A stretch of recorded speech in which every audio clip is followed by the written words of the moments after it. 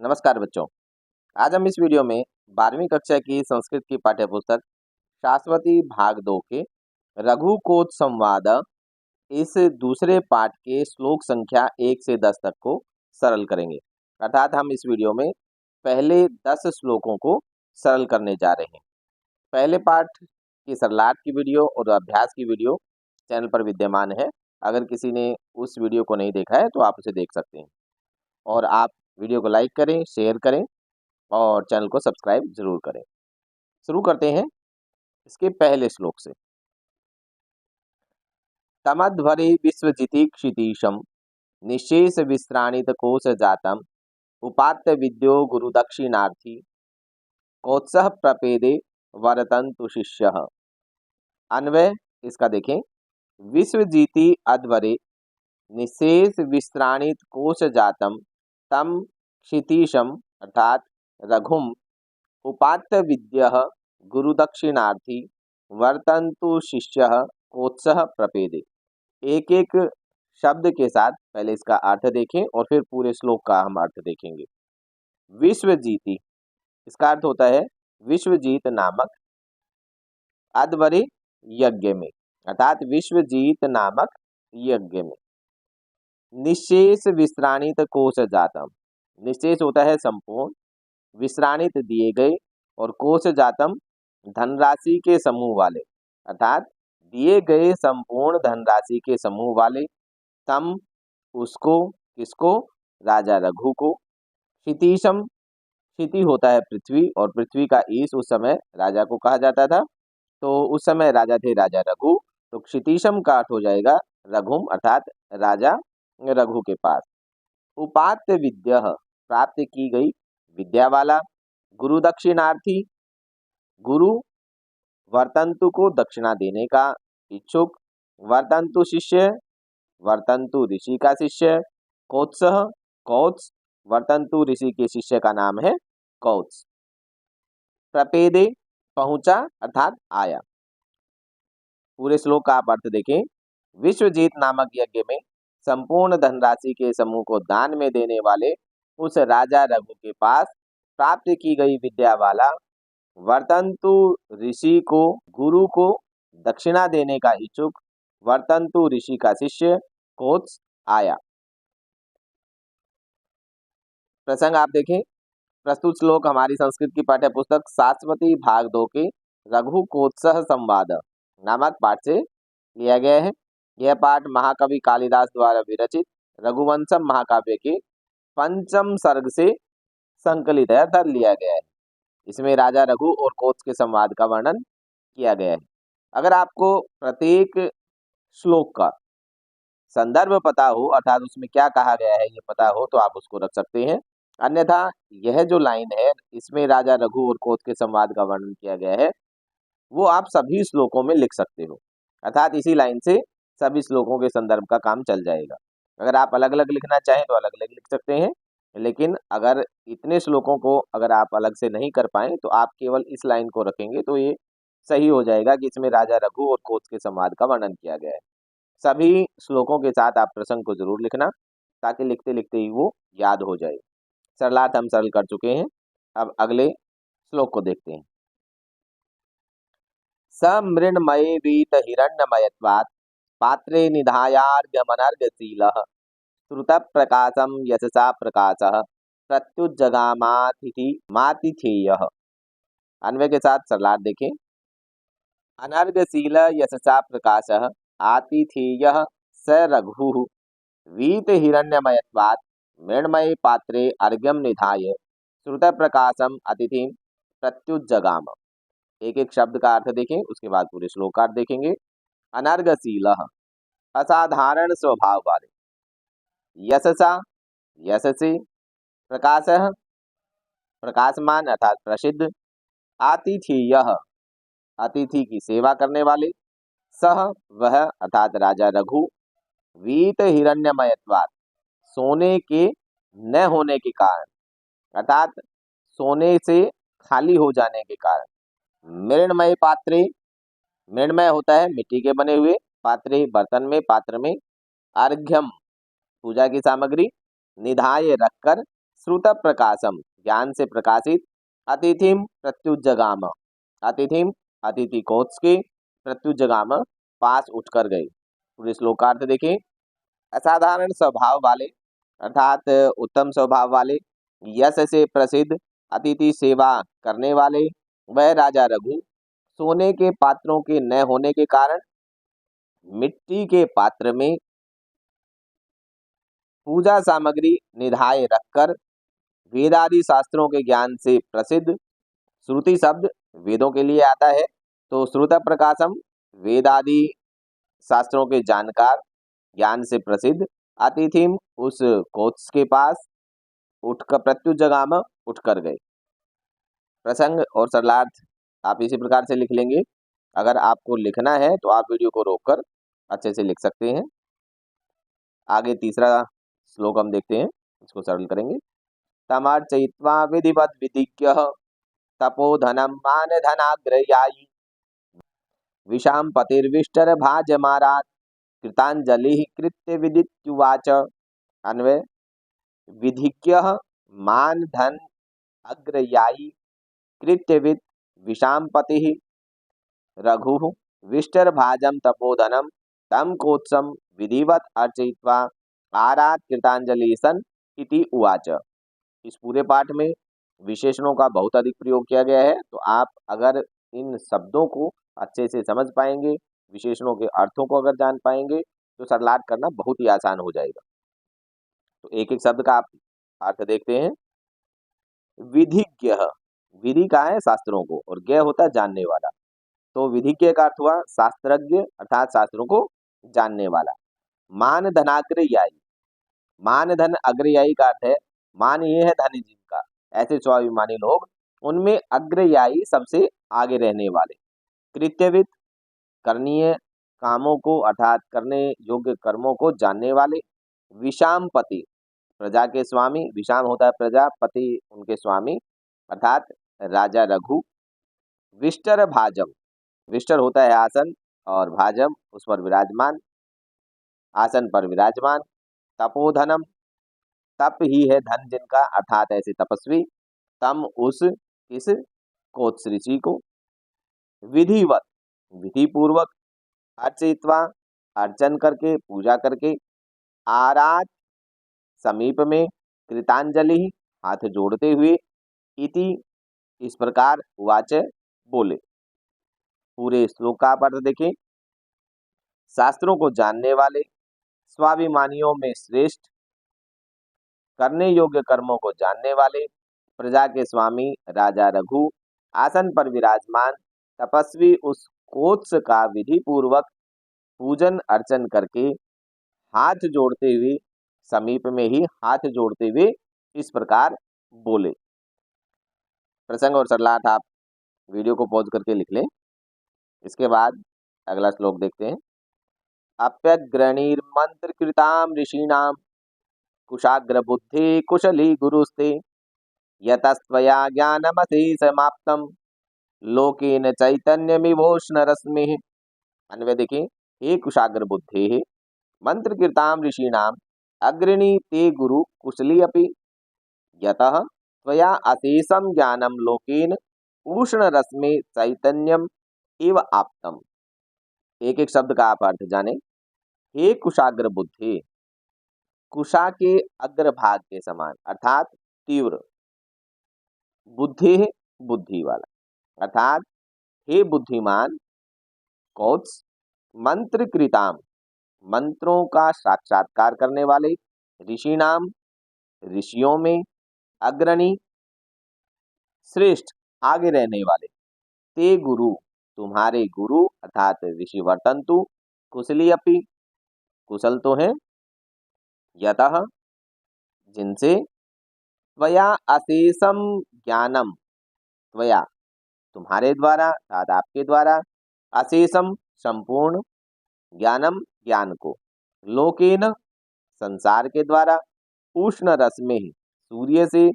चैतन्यम एव चेतना अर्थात जीवन के समान। आप्तम प्राप्त किया है। पूरे श्लोक का अर्थ देखें। हे तीव्र बुद्धि कौत्स, मंत्रों का साक्षात्कार करने वाले ऋषियों में श्रेष्ठ, आपके गुरु वर्तंतु कुशल तो हैं, जिनसे आपके द्वारा संपूर्ण ज्ञान को संसार के द्वारा सूर्य से चेतना के समान प्राप्त किया गया है। अर्थात जिस प्रकार से ये पूरा संसार सूर्य से चेतना को ग्रहण करता है, उसी प्रकार से आपने अपने गुरु से संपूर्ण ज्ञान को प्राप्त किया है। प्रसंग और सरलार्थ आप उसी प्रकार से लिखेंगे। और अब अगला श्लोक देखें। तवार्हतो नाभिगमेन तृप्तम मनोनियोग क्रियोत्सुकम में आज्ञापेया शासितुरात्मना वा प्राप्तोसि संभावयितुं वनान् माम। अन्वय देखें। अर्हत तव अभिगमेन मे मनः न तृप्तम किंतु तव नियोग क्रियया उत्सुकम शासितुः आज्ञया अपि आत्मना वा माम संभावयितुं वनात् प्राप्तोसि। अर्हत होता है पूज्य अर्थात पूजनीय, तब तुम्हारे अर्थात आपके अभिगमेन आने से मे मनः मे मेरा मनः मन न तृप्तम तृप्त नहीं हुआ है, संतुष्ट नहीं हुआ है, किंतु तब तुम्हारी अर्थात आपकी नियोग क्रिया आज्ञा करने से आज्ञा सुनने से उत्सुकम उत्सुक है, उत्कंठित है।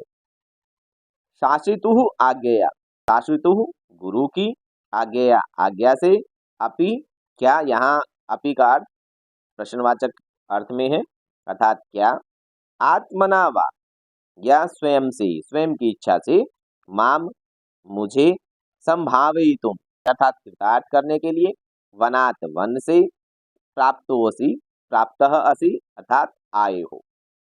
पूरे श्लोक का आप अर्थ देखें। एक ओर पूजनीय आपके आने से मेरा मन संतुष्ट नहीं हुआ है, किंतु आपकी आज्ञा सुनने को मेरा मन उत्सुक हो उठा है। क्या आप गुरु की आज्ञा से अथवा आत्मनावा स्वेच्छा से ही मुझे कृतार्थ करने के लिए वनात् प्राप्तोसि वन से आए हो। प्रसंग और सरलार्थ आप लिख लेंगे। आप देखते हैं अगला श्लोक। इत्यर्घ्य पात्रानुमित वयस्य रघोरुदारामपि गां निशम्य स्वार्थोपपत्तिं प्रति दुर्बलास स्तमित्यवोचद्वरतन्तु शिष्यः। अन्वय। अर्घ्य पात्रानुमित वयस्य रघु इति उदाराम अपि गां निशम्य वर्तन्तु शिष्यः स्वार्थोपपत्तिं प्रति दुर्बलास सन तम नृपम इति अवोचत। एक एक शब्द का आप अर्थ देखें। अर्घ्य पात्रानुमित वयस्य, अर्घ्य पात्र अर्थात पूजा सामग्री के लिए जो बर्तन होता है उसकी बात हो रही है। अर्घ्य पात्र अनुमित अनुमानित वयस्य व्यय की, अर्थात जो उन्होंने जो पात्र लिया था वो मिट्टी का पात्र लिया था, तो उस अर्घ्य पात्र से उसके अनुमित अनुमानित व्यय का पता चल रहा था। अर्थात उनके पास धन है ही नहीं, अन्यथा राजा कभी मिट्टी के पात्रों में स्वागत नहीं करते। तो अर्घ्य पात्रानुमित वयस्य पूजा सामग्री के पात्र से अनुमानित व्यय वाले रघु राजा रघु की इति इस प्रकार की उदाराम उदारतापूर्ण अपि भी गाम वाणी को निशम्य सुनकर वर्तंतु शिष्य वर्तंतु ऋषि का शिष्य अर्थात कौत्स स्वार्थोपपत्ति स्व अर्थ उपपत्ति अपने प्रयोजन की सिद्धि के प्रति प्रति के विषय में दुर्बलासह सन जो आशा थी, जिस आशा के साथ वो आया था उसके प्रति दुर्बल होकर तम उस रघु को उस राजा रघु को इति अवोचत इस प्रकार से बोला। पूरे श्लोक का आप अर्थ देखें। पूजा सामग्री के पात्र से अनुमानित व्यय वाले राजा रघु की इस प्रकार की उदारतापूर्ण वाणी को सुनकर वर्तंतु ऋषि का शिष्य कौत्स अपने प्रयोजन की सिद्धि के विषय में दुर्बलासह सन निराश होते हुए तम नृपतिमिति अवोचत, उस राजा रघु को इस प्रकार से बोला। आप प्रसंग और सरलार्थ लिखेंगे। अगला श्लोक देखते हैं। सर्वत्र नो वार्तम अवेहि राजन, नाथे कुतस्त्वय अशुभम प्रजानाम, सूर्य तप्त्यावरणाय दृष्टि, कल्पेत लोकस्य कथम तमिस्रा। अन्वय देखिए, हे राजन, त्वं सर्वत्र न वार्तम अवेहि, त्वयि नाथे सति प्रजानाम अशुभम कुतः, तथा ही सूर्य तपते सति तमिस्रा लोकस्य दृष्टि आवरणाय कथम कल्पे। एक एक शब्द का अर्थ देखिए पहले। हे राजन, हे राजा अर्थात हे राजा रघु, त्वम आप, तुम अर्थात आप, सर्वत्र न वार्तम अवेहि सर्वत्र सब प्रकार से, न हमारी, वार्तम कुशलता, अवेहि समझे, आप हमारी सब प्रकार से कुशलता को समझे। त्वयि नाथे सति, तुम्हारे अर्थात आपके, नाथे सति राजा होने पर, प्रजानाम अशुभम कुतः, प्रजानाम प्रजाओं का, अशुभम अशुभ अर्थात अमंगल, कुतः कैसे हो सकता है, मतलब कहाँ। हे राजन, आप हमारी सब प्रकार से कुशलता को समझे, आपके राजा होने पर प्रजाओं का अमंगल कैसे हो सकता है। तथा ही जैसे कि सूर्य तपति सति, सूर्य के प्रकाशमान होने पर, तपति सति प्रकाशमान होने पर, तमिस्रा अंधकार, लोकस्य दृष्टि इस संसार की दृष्टि को, आवरणाय ढकने के लिए, कथम कल्पित कैसे समर्थ हो सकता है। अर्थात जिस प्रकार से सूर्य के उदित होने पर, प्रकाशमान होने पर अंधकार लोगों की दृष्टि को ढकने में समर्थ नहीं हो सकता, उसी प्रकार से आपके राजा होने पर हमारा अर्थात प्रजा का अमंगल किसी भी प्रकार से नहीं हो सकता है। प्रसंग और सरलार्थ आप लिखेंगे और उसके बाद अगला श्लोक देखें। शरीर मात्रेण नरेंद्र तिष्ठन, आभासी तीर्थ प्रतिपादितर्धि, आरण्य कोपात फल प्रसूति, स्तंभेन नीवार इवावशिष्टः। अन्वय देखें, हे नरेंद्र, तीर्थ प्रतिपादितर्धि शरीर मात्रेण तिष्ठन, त्वम आरण्य कोपात फल प्रसूति स्तंभेन अवशिष्टः नीवार इव आभासी। एक एक शब्द का अर्थ देखें। हे नरेंद्र, हे नरों के इंद्र अर्थात हे राजा रघु, तीर्थ प्रतिपादित रिद्धि अर्थात यज्ञ में धन संपत्ति को लगा देने वाले, शरीर मात्रेण केवल शरीर मात्र से, तिष्ठन स्थित रहते हुए, त्वम तुम, आरण्य कोपात फल प्रसूति, आरण्य कोपात वनवासी तपस्वियों के द्वारा फल प्रसूति ग्रहण किए गए धान की फसल वाले, स्तंभेन डंठल रूप में, अवशिष्ट बचे हुए, नीवार इव नीवार धान्य के समान, आभासी सुशोभित हो रहे हो। पूरे श्लोक का अर्थ देखें। हे राजा रघु, यज्ञ में संपूर्ण धन संपत्ति को लगा देने वाले, शरीर मात्र से ही स्थित रहते हुए आप वनवासी तपस्वियों के द्वारा ग्रहण किए हुए फलों की उत्पत्ति वाले, डंठल रूप में बचे हुए नीवार धान के समान आभासी सुशोभित हो रहे हो। प्रसंग और सरलार्थ आप उसी प्रकार से लिखेंगे। इसके बाद अगला श्लोक देखते हैं। तदन्यतस्तावदनन्य कार्यो गुरुवर्थ माहार्तुमहं यतिष्ये, स्वस्त्यस्तु ते निर्गलिताम्बुगर्भम शरद्घनम नादति चातकोपि। अन्वय देखें, हे राजन, तत् तावत अनन्य कार्यः अहम अन्यत दातुः गुरुवर्थम आहर्तुम यतिष्ये, ते स्वस्तियस्तु चातकः अपि निर्गलिताम्बुगर्भम शरद्घनम न अर्दति। एक एक शब्द का आप अर्थ देखें। हे राजन, हे राजा अर्थात हे राजा रघु, तत् इसलिए, तावत पहले, अनन्य कार्य अर्थात जो काम मैंने आपको बताया है उससे अनन्य दूसरा अतिरिक्त कोई प्रयोजन न रखने वाला, अहम मैं, अन्यतः किसी दूसरे, दातु दानी से, गुरुअर्थम गुरु दक्षिणा को, आहर्तुम लेने के लिए, प्राप्त करने के लिए, यतिष्य प्रयत्न करूंगा। अर्थात हे राजन, मैंने जो पहले जो काम कहा था उसके अलावा अर्थात जो गुरु दक्षिणा के लिए जो धन का प्रयोजन लेकर मैं आया था उसके अतिरिक्त कोई दूसरा प्रयोजन न रखने वाला मैं दूसरे दानी से गुरु दक्षिणा को लेने की प्राप्ति का प्रयत्न करूंगा। ते स्वस्ति अस्तु, तुम्हारा कल्याण हो। चातकः अपि, चातक पक्षी, अपि भी, निर्गलिताम्बुगर्भम, निर्गलित निकले हुए जल के, अम्बुगर्भम मध्य भाग वाले अर्थात जिसमें जल नहीं बचा हो ऐसे जल से रहित, शरद घनम शरदकालीन बादल से अर्थात शरद ऋतु का जो बादल होता है उसमें जल नहीं होता है, वो जल से रहित होता है, तो ऐसे शरद ऋतु के बादल से न अर्दति याचना नहीं करता है, मांगता नहीं।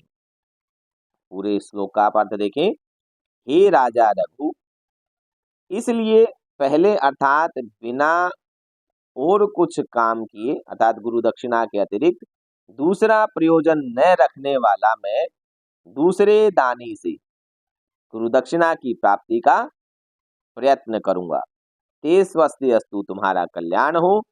चातक पक्षी भी जल से रहित शरद ऋतु के बादल से याचना नहीं करता अर्थात उससे जल नहीं मांगता है। तो कहने का भाव ये हुआ कि जिस प्रकार चातक पक्षी शरद ऋतु के बादल से अर्थात जल से रहित उस बादल से जल की याचना नहीं करता है क्योंकि वो जल से रहित है तो जल वो प्रदान नहीं कर सकता है, उसी प्रकार से मैं भी धन संपत्ति से रहित आपसे याचना नहीं करूंगा, केवल गुरु दक्षिणा देने के लिए मैं किसी दूसरे दानी से इस प्रयोजन की याचना करूंगा। प्रसंग और सरलार्थ आप लिख लेंगे। और अब अगला श्लोक देखते हैं।